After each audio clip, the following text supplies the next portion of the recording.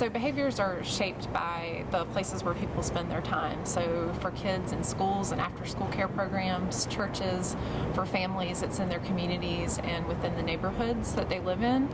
And what we know is that if people don't have healthy choices, they can't make a healthy choice. So these organizations are doing everything possible to give children and families opportunities and making it an easy choice.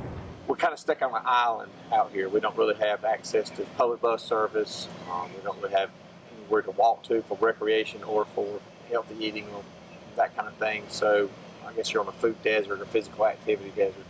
The Stonecrest community is one of the Raleigh Housing Authority communities. It has apartment buildings, most of which are occupied by people who were considered in need of subsidy for their housing. We work with the at-risk population, and their access to things is not as great. So there are some needs there, and I could see, it's not across the board. None of our kids are exactly the same, but there are some. We've definitely seen it here, and we've seen part of the problem. So we want to help them.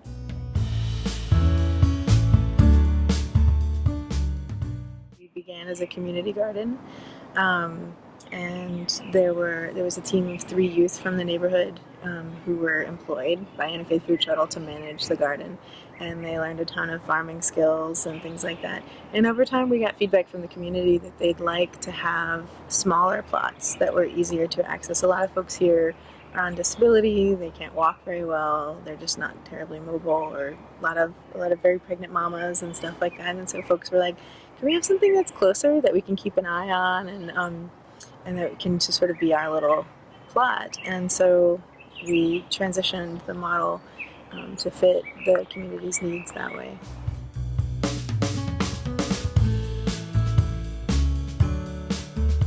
We've been working this year through the grant to try and provide, educate them on games that they can play with small pieces of equipment like a basketball.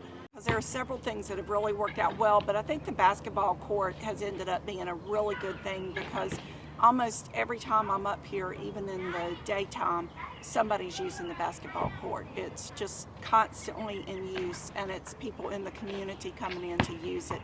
The cooking class is based on teaching recipes and ways of cooking using budget items that are nutritious. So it combines the fact that you have a low food budget with staying nutritious, not just turning to junk food.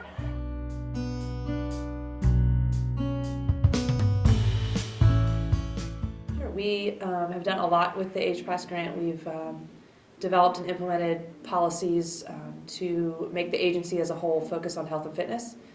We developed a healthy eating policy that kind of outlines some things that need to happen at each event, sponsored event, activity that we host or that the agency as a whole is involved in, as well as a physical activity policy that kind of mandates some opportunity for physical activity throughout meetings, events, and activities as well.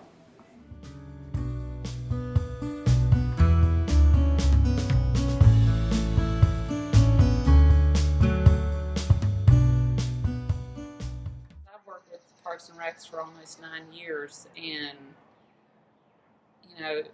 we didn't really have anything out at the Zebulon Community Park when it first started. I mean, there was nothing out there, just the baseball fields and a playground. So I mean, that's a huge increase. I think we've seen a lot more people utilizing it, and I think there just was a need for that. I mean, you go to Raleigh and there's tons of places to go for a walk and stuff. But here, there was no place to walk other than just in town, like on the main street and stuff like that. So this has given families an opportunity for a place to take their kids to go for an evening walk and not have to worry about traffic.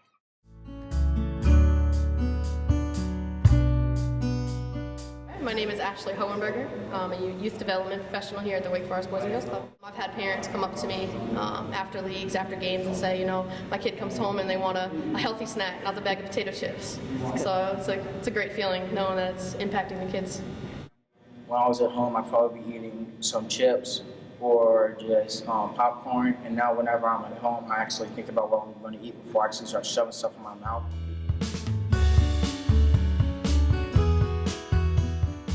we've been doing this now since, well, for 3 years, and we've had some of the same kids come in from the very beginning, and they're still stuck with it.